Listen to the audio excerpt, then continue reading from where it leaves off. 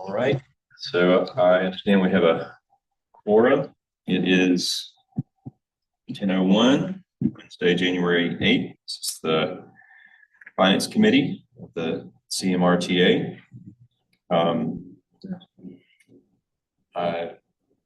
Who all is present on Zoom, Representative Howard is on on the phone? speakerphone. Yeah. Okay, Mr. Barnwell just sent me an email. He won't be able to attend. okay. So we have a quorum in the presence of myself, Rick Morris, Representative Howard. Mr. Barnwell is absent, and then is Mr. Green on as an I do advisor? not see Mr. Green on the Okay. line. All right. I will entertain a motion to adopt the agenda. So moved. Motion to hear a second. Second that. Representative Howard seconded. All in favor? Aye. The agenda is adopted. Do I hear a motion regarding the minutes from November 13th and November 20th? Okay, got a motion. Do I hear a second? I'll second that. All in favor? Aye. Minutes from both November meetings are adopted. Matters referred from the board. The items. Oh. Staff on this. Yeah, or my memory was in my head, I know I put in there, but yeah, so you asked that we bring back to the table the option of a retirement plan. Whether we could pay for, afford to pay for health, for some, none, or all of retirees' health plan. So we had the gentleman come in and do his presentation and tell us, I could have thought I put it in here. It is. So it's later on the agenda and discussion action items. Yeah, so, yeah, Take it up then. Nothing else from the board at this point. nothing. That's not already on the agenda. I think they did kind of refer back the procurement as well, That's the, yes. but it's agendized. Yes. Okay, great. All right, so I'll turn it over to you, Ms. Andrews, for your November and October reports. So if it's okay with everybody, I'll just go over the November one. Since we passed, since we didn't have a meeting, and we didn't get a chance to go over October's, I still present them to you. But since November will be the most recent one to go over, I put it first. So I call your attention to page 10. Page 10 begins, November's month end financial status. In the month of November, we are 42% complete with the fiscal year. Again, I put up here to let you know what our annual budget is, 43.8 million.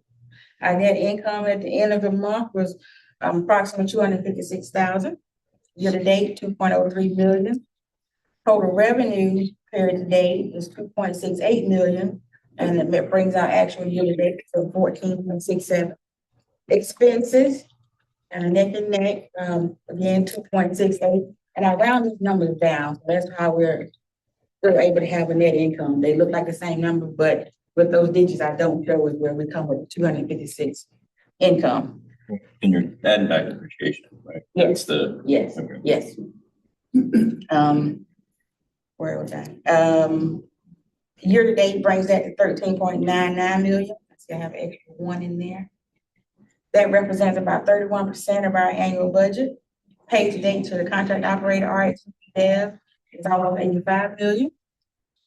That next section lists out the professional contracts, marketing, and security that you would like to see of those in that category and the amount we paid them for that month. We had year to date donations to Mercy and A Dream for Commerce, so that brings us 960 of our donations, which I think we cap it off at 4,200. Total penny collections at the bottom, so we received in 6.9 in October, so that brings our collection balance up to about 78%, where we're of the 300 million that we were allotted. And that's the end of my report. Open the floor to any questions about our finances. Thank you, Dr. Ross. Questions before, Roz, November report. And I guess if there are any questions about October as well, the Yeah. committee, I'm sure she'll entertain those, but focusing on November and year-to-date November. Any questions?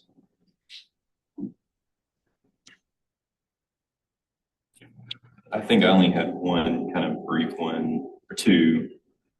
Revenue, passenger fares higher than anticipated through November, showing 1.6 million, and we expect about 830 And then, months. yeah, and that, keep in mind, it's not just passenger, well, passenger payment and revenue. So it's a combination of the both. That's with certain employers. Corporation, yeah, Okay. that want to come in. So, we might have said, hey, we're not expecting, but they still call in, some still call, thanks to Margaret keeping up with, hey, this is coming, do we want to renew? And at that time, we kind of base it off of, hey, your ridership went up, so your costs have to go up. So in conjunction with increasing their cost or new partnership and ridership fare, we're slowly coming back with ridership and their fares increases. That's all it. So it's a good thing is, yeah, we're up there. So, yeah. Same thing with special revenue. I anticipate that your interest has something to do with interest, but because I did notice that the interest is Yes, pretty substantial on the LGIP. yes, it's climbing back up to where it used to be, the 5% and higher, so they're climbing back up, yes.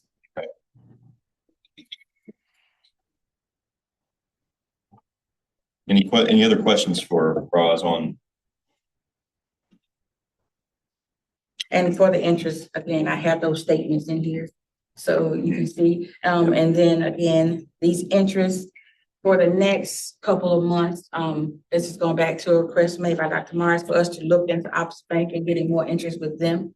So we have shifted more, well, at least 4.1 million over into a CD that gives us about 4% interest. So that line is going to go up some more, but I typically don't book the interest in like every 3 months. So just to give y'all a heads up to where that number may stay the same, and then you might see it jump up. Mr. Chairman, Okay. I'm happy to hear that about Optus Bank. It's just too bad. And I guess that's the way they do business. They don't come to you and offer you more. You have to go to them and ask for more. But for some time now, they're paying us little to nothing on our $4 million. And I'm glad to see now that we're gonna get 3 to 4%. Now, 3 to 4% on $4 million is quite a bit compared to less than 1%. So I'm glad to know that we're moving in that direction. We have to continually monitor them to make sure that they are going to give us the interest rate that they say they're going to give us. Thank you. Thank you. Thank you, Dr. Morris. Any other questions or comments? Hey, Andy, are you there? Yeah, Mr. Green. I just had a question. This is for Roz, and this is more theoretical stuff, but are we allowed to invest with credit unions as well or not? It doesn't specifically say in our policy, but since we've not done it in the past, I don't know. Honestly, I don't know. Our policy does not say we can't do credit unions. I guess it's just never been a practice that we've done. Yeah, I know our city. I mean, I know the city is looking at that, and the state legislature is putting together a bill that will allow us the option to invest in credit unions, or to park money in credit unions, I should say. So I was just wondering if we had the same regulations or not, and then also maybe we should potentially consider some of those if they would give us even more interest, but just my thought. And I guess too, with Optus Bank, since that's what brought this all up, Optus Bank is one that we have been deemed to, because of their status, that we leave the money there, but we do release RFPs like that's how we are now with Security Federal Bank. We release RFPs as well, and it's not say that credit unions cannot bid to get that business. And so from there, we get in with them and have that interest. If they are offering a higher interest and better rates on us doing our usual business. I understand. Thanks. I mean, to Mr. Green's point, there probably is something state legislature or state statute. I understand. Thank you so much. Appreciate I mean, I think his question is, are we subject to the same limitations in state statute that municipalities are? And I think the answer is yes. Yes. So it sounds like West Columbia is looking in or working through their representatives to maybe change the law to allow it, which would suggest to me that it's not currently allowed for us either, but the common either.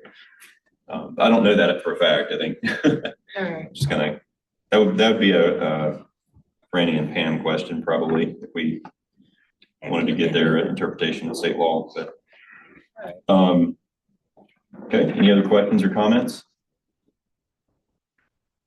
All right, so here none. Next item on the agenda is a DBE update for the same 2 months, November and October. Dr. Prince. And Mr. Chairman, Dr. Prince is not available today. She is out sick. But you can start on page 83 and see that the DBE goal percentage is still very close to the comment goal of 25%. So we're at 24.7%.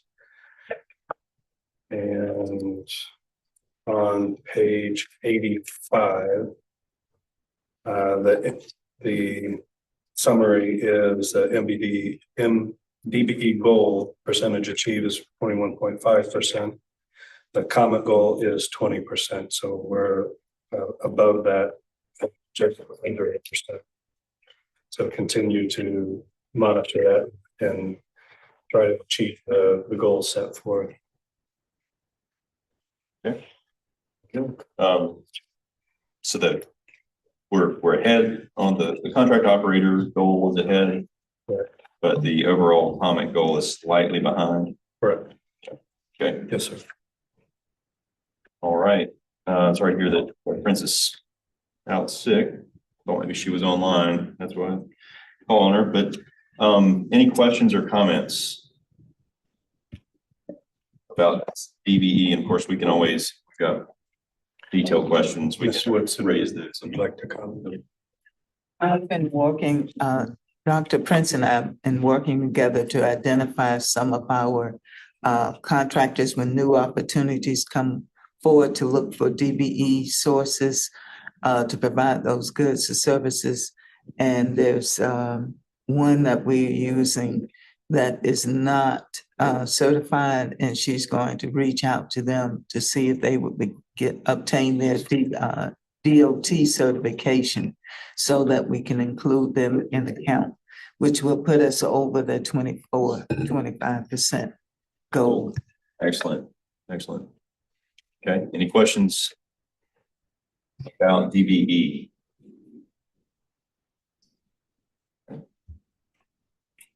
All right. We'll continue to look forward to continuing to monitor that and see that get above our agency goal. All right. So item number 7, discussion action items. So we've got the retirement policy discussion and then the procurement discussion back on the table. Both of those referred to us from the full board. So I'll turn it over to staff for those two. My apologies for not putting the name of who will present these next to them. But the first one is on me and the second one is Mr. Pearl. The retirement policy begins on page 91. This came up and it's been on the burner for some time. So I put back in information that was given to us by the outside source of what this would look like if we were to approve a policy. So that's option 1, option 2, option 3. Page 92 looks like what it would is what it would look like if we carried it on the books. We hadn't reached out to other agencies to see if they had something comparable. They say aside from Forest Acres who used to do, but it's going away from that. There was no other agency that provides such a policy. I brought it forth thinking it would be, you know, something nice to do for retirees. So we're here, I guess, to make a decision on where we want to go with this. Okay. So, again, you know, as Ross said, this is coming back before us. We've had the presentation from the actuary, given us kind of what their projections are for what that would look like on the balance sheet and the expense every year. The three options.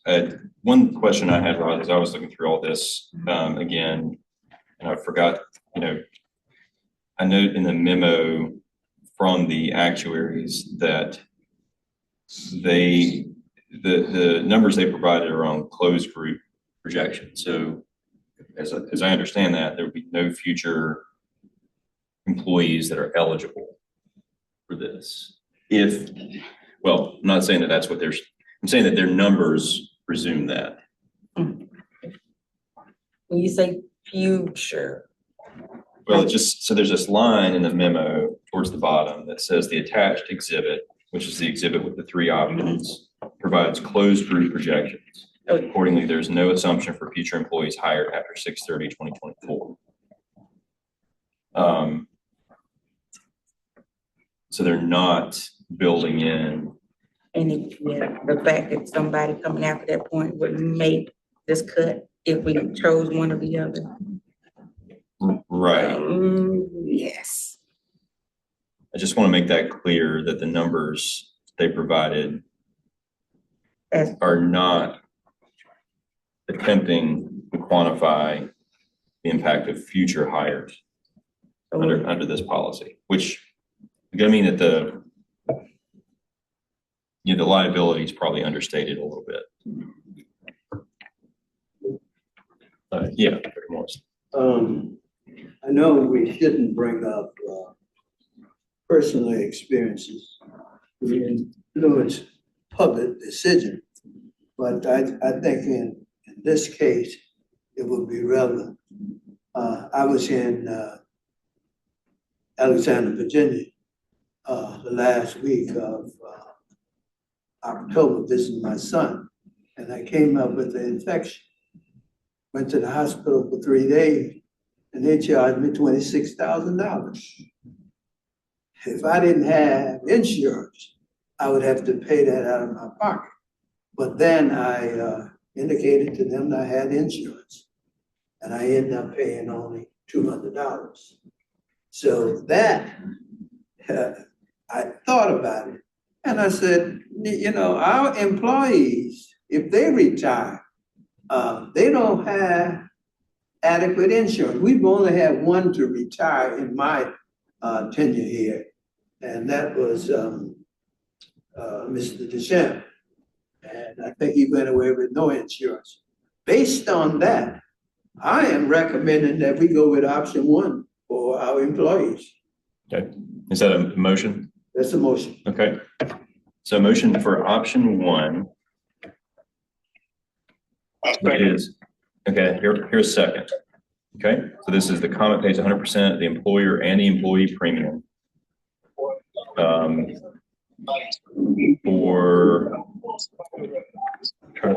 So that's, remind me, Rod, is that for,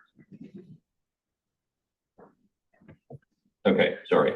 Employees must be eligible for retirement from SCRS 10 years of service with a comment. Okay. All right. So any further discussion on that? And that, just to say, that would be the employee only, not employee and spouse, so. Right. No dependent coverage. Yep. So my recommendation, I think, to staff is that if this motion passes, we take that provision, put it into a form of a policy, or maybe maybe it's an amendment to an existing policy, just adding a section on discussing that, and be pretty clear on. I have a few things I had gathered, so yeah. What the start date is, like, so is somebody eligible after 10 years of service, regardless of when they started? Or is there some kind of, just make sure that, and then I would, No gray area. yeah, make sure there's no gray area, and then put that language in front of the board. So, sounds like we've got a motion and a second on the table.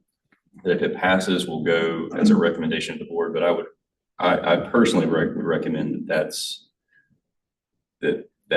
joined with some specific language. So when we present to the board, would you like to have the tentative policy written up at that point so they can read it and see and? Just for option one or for all three? No, well, I mean, the motion on the table will be for option one. So I think my recommendation is that take that framework and make sure there's some language that's an HR policy, either a new policy or amendment to an existing policy, that's what the board needs to adopt, rather than just a kind of Rather than loose- just one line? Yeah. I got you. Okay. That's my recommendation for clarity and going forward. Yeah. That we're asking the board to adopt an HR policy, not a, yeah. Yeah. Does that make sense? Okay. All right, so no other discussion, all in favor? Aye. All opposed? I vote no on that. But that passes and we'll go forward to the full board. All right.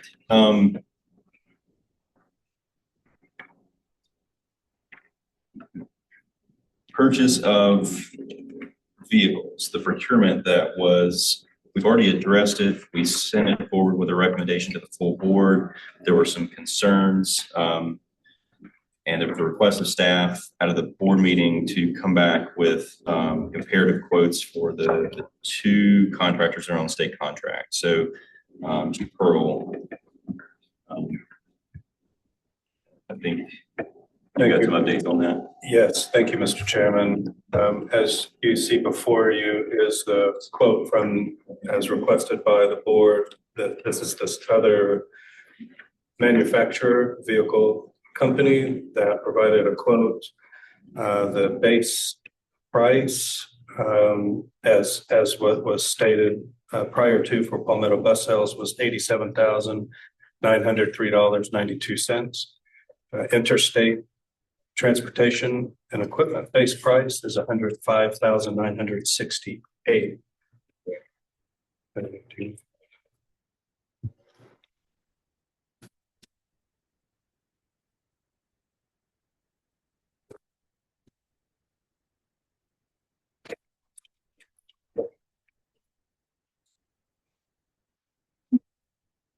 So again, the useful life is 7 years or 200,000 miles. The miles have been stated previously and are available also for your review today. The Comet staff has worked with RATP as well as TCS staff on what the requirements are, what we're looking for in a comparable vehicle that we have now. And the interstate, just as a comparison, interstate delivery time for notice to proceed is 180 days to 210 days. Palmetto delivery time from notice to proceed is 90 days. And these can obviously fluctuate depending on how many vehicles they get in the line. We currently do have StarCraft vehicles, and those parts are already in inventory. So when we look at the base price for interstate transportation and equipment, the base price is $105,968. With optional equipment, $128,052.66. The total cost for the 7 vehicles from interstate would be $896,368.62. With a 15% local match, that comes to $134,434,434 $455.30. That's what the Comet would pay. That's our local match. Palmetto Bus Sales base price is $87,903.92. The cost per vehicle with optional equipment is $137,158.92. The total cost for the 7 vehicles from Palmetto would be $960,112.44. That 15% local match comes to $144,016.87. So the cost differential between Palmetto and Interstate, the local cost differential is $9,561.57. And just want to point out the FTA, and this is in the prior recommendation, the FTA Circular 4220.1F prohibits geographic preference on FTA funded projects. And our recommendation will still remain the same as Palmetto Bus Sales. Okay, all right. So any, I guess any motion, we would either affirm our previous decision or supersede it with a different decision. Is there any, okay, Dr. Morris. Mr. Chair, to Mr. Pearl. I see the local cost differential is $9,561.57. Is this on each bus? That's the total. So that's the local cost differentials, the total between the two, the 15% local match for Interstate is $134,455. And the 15% local match for Palmetto Bus is $144,016. So the difference, the $9,561.57 is more for the 15% local match for Palmetto Bus. But so it's all 7 for all 7 vehicles. So it's not per bus, it's all Correct. total. So the per bus is something like 1,300 or something like that. Yes, sir. I have to do the math, but What happened to I think it was the last time we met, one cost 87,000 per bus, and then the other one was, if I can recall correctly, 84 Yes, sir. per bus, and that would be 3,000 some. You say, the difference, and then plus the times 7 would have been 20-some thousand, and now I see 9,000. Am I getting this right, or am I wrong on that? You are correct. The cost per vehicle on the state website was incorrect for the Interstate. When we obtained the quote from them, it did start at $105,968. So, and then once we add optional equipment, then we get to the price per each vehicle. But what we were looking at was Palmetto stayed the same at the $87,903. However, Interstate increased, their price increased up to $105,968. So it just wasn't updated on the state website. Well, Mr. Chair, my thinking is that 9,000 plus $9,561.57 is quite a bit of money. We would be saving. Now, I understand that other things come with that. You wouldn't get the buses as quickly as you would get them from the state, from Palmetto rather. But we've gone all this time and it wasn't no big rush. I don't see the need of it spending that kind of money and saying that it's a big rush now. So I would be in support of the interstate transportation based on those conditions and others. Is that's a reversal of our previous decision and Yes, superseding it with a, okay, is that a motion? that's a motion. Okay, do I hear a second? Second, Howard. Okay, got a motion and a second. Any further discussion? Mr. Pearl, for interstate, you were saying that Palmetto Bus Sales, their vehicle is the Starcraft, and we already have the tools and supplies for that, Parts, correct? parts. Is that in here? I haven't looked at Yes, this. it was. It's number 4 on our Yes. list here that we're gonna have to, with a new vendor, we'll have to have new parts. So you'll have to buy new parts if Yeah. you go with And one increase over the inventory. other. Okay, that's what I wanted to know. What's the bus make? So one is Starcraft, that's Palmetto, and that's what we currently operate. What's the interstate make? Coach and equipment? Coach equipment, we have any of those? No, sir. No, so it's all new. Our inventory will have to increase with the. And our mechanics prepared to, do they have experience with those? They do not. So just something to note that we probably can't quantify that easily, but there is some kind of shift of make. Mr. Chairman, I will say that it does state on here that it is 180 to 210 days. I have reached out to other transit agencies to get their feedback on Palmetto as well as interstate.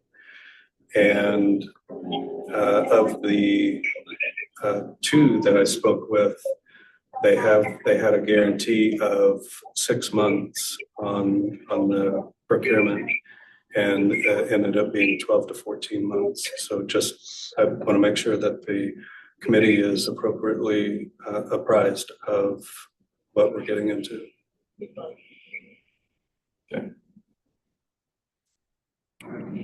Okay, so we've got a motion and a second. Any further discussion? Okay, hearing none. All in favor of the motion on the floor? Aye. Opposed? I'm opposed for the reasons stated. Okay, well, that goes forward as a recommendation to the full board. Thank you, Mr. Chairman. You're welcome. And I guess if we were to find out, for example, with Interstate that they can't honor the 180 to 210, we'd probably come back to us with another procurement request to see if we can get something quicker. Is that a good assumption, given that we all, these buses are, the lowest mileage one is 279. Of the current Federal buses. So if we can't wait 12 to 18 months, we're gonna probably need to address this again. And that will be whenever we get to the 6 months. So it'll be 6 months out. And then if we did another procurement, then it would be at a minimum, at least another 3 to 12 months. All right, just to kind of make us aware that we may have to address it again. And we know that we're gonna have to address it again anyway, because we're gonna replace these in batches. So we're gonna have to, this is gonna come before us within, say, 12 months again anyway, regardless. But it's, if we find out that Interstate is gonna struggle to turn it around to us, we'll have to quicker. Let me give my opinion on this. As long as I've been on this board, from ED to anyone with major contracts, you send it out and we ask for 3 bids. And then you bring that to the finance committee or the board. And then we look at the best one for the county. Now, I understand that you only had 2 responses. And so we are taking a look at those 2. But I think in the future, we must do everything possible. And maybe we did it in this case, to have at least on these big item tickets, have at least three vendors, bring to the finance committee of the board. Thank you. That's my opinion. Thank you, Dr. Morris. Hey, Andy, I had a question too. I mean, and I know this isn't, but I was just making sure with Mr. Pearl. These are for the DART buses. They will have a way for handicaps, for people who are in a chair. They'll have the straps for them. And do they have one strap, or how many straps do they have for people who are handy in a chair? So they will have a lap belt as well as a shoulder belt available. Oh, but will they have anything strap the chair to the floor or not? Oh, yes, sir. Or Yes. they have to go into the seat. Oh, okay. Yes, sir. So they'll That's- have. that's will mandatory. Will they have one? Will they have? I mean, will they have one or two, or how many will they have? It's do you know? typically it's a 4-point strap system, depending on the Oh, wheelchair. I know, but I mean, how many wheelchairs can they accommodate? 2. I mean, can they Two accommodate 2 wheelchairs? Okay. Yes, sir. 2 wheelchairs. Okay. Thank you. And again, I just also say that these are critical these are the most needy people that we have in our system. And if they miss a doctor's appointment, it could take them 6 months to get another doctor's appointment. I mean, so it's absolutely critical that we keep the service up for the most vulnerable of our society. But that's all I'll say. Thank you. Thank you, Mr. Green. Mr. Chairman, may I? Mr. Pearl. I since I've been here since the end of November of 23, in 24, started taking a look at the vehicles and what the condition is, and working with RATP Dev and TCS personnel to look at the vehicles and see what condition that they're in, get them obtain the mileage, look at how much we're spending on each vehicle, and that does take time to get that process going and started. And then once we look at this process of going with the state procurement, which we did in 2016 as well for all of our propane vans, correct, Ms. Ransom? Sake.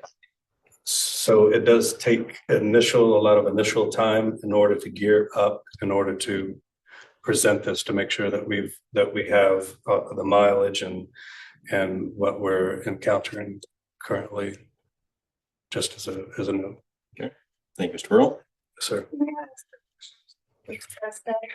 For Dr. Morris, are you saying that your preference is that we don't use state contract at all, that we do at the dollar limit, of course, where we have to do an RFP? You want all of any procurement to be an RFP rather than buying off state contract who has already done the RFP? Is that correct? No, I'm not saying that. Oh, okay. I'm sorry. What are you saying? I said what I had to say. Let me, for you, only for you. If we had 3 vendors from the state for us to take a look at, that would have been fine. And I think we should make sure that we do that in the future. I'm not saying that we didn't do it this time and only came up with 2. That may be the case, but our focus must be at least 3. Okay, so if the state contract doesn't offer at least 3 different vendors for whatever, a computer or whatever we're buying, then we should do our own procurement? I didn't say that. I am saying if we go the state route, we should try to come up with at least 3. And if we don't get the 3, like in this case, we have 2, we'll go with the 2. Okay, all right. I think I got it. If there are multiple respondents to the state's RFP that the state has accepted, Right. They've then selected 2 out of however many they I think what I hear is that I don't personally disagree with, I agree with it, because I think staff should have the discretion in that case to make this decision. But I think what I hear Dr. Morris say is that the finance committee would like to make the decision if there are multiple qualifying responses to a RFP that the state has then put on the state contracts with. Um, The state, I had requested the state procurement office to prepare expand the bus contract for the transit authorities. And they agreed, but they took it a step further. So by maybe the end of this year, there will be a national transit contract with all the categories of buses that we use. So I'm hoping with that large net that there will be even more options to compare for you in the future, and hopefully better pricing also, because we'll have the benefit of all the transit authorities and schools, districts in the nation buying power in that contract. Is that through a national NASPO, platform? the National Okay. Association of Procurement Officers. That's each state's chief procurement officer association.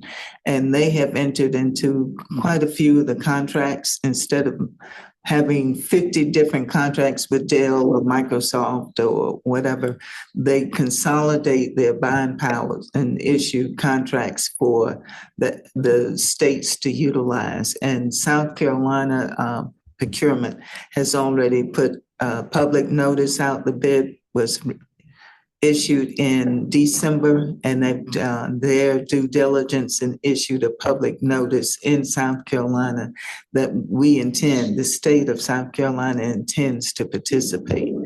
So hopefully we'll have more opportunities to compare pricing and have better pricing too. Thank you. Yeah, that's excellent. Will our procurement policy need to be updated to reflect the kind of national platform? It's in the policy, And so the policy allows us to do it currently. Okay, excellent. And we'll have to be sure that the procurement is done according to federal guidelines and all the federal regs and everything are in there, because anytime we do anything off state contract or this contract, we have to have the backup. Even though we didn't do the procurement, we have to have the backup for when the feds come for training. Yeah. well, I spoke with the buyer who's our representative for that procurement. And he said they work with TASC, South Carolina TASC, and DOT to make sure that all of the FDA requirements and paperwork are included. So we will be, any entity that uses the contract will be in full compliance with the FDA. All right. You're good. All right. So unless there's anything else on item number 7, move on to 8, which is comments, announcements, new motions. Anything from committee? Okay, hearing none. As far as I know, there's nothing for executive session. Sure. No, sir. No, so there's nothing for executive session. So absent any other comments or questions from committee members, I will entertain a motion to adjourn. So moved. All right, we are now adjourned.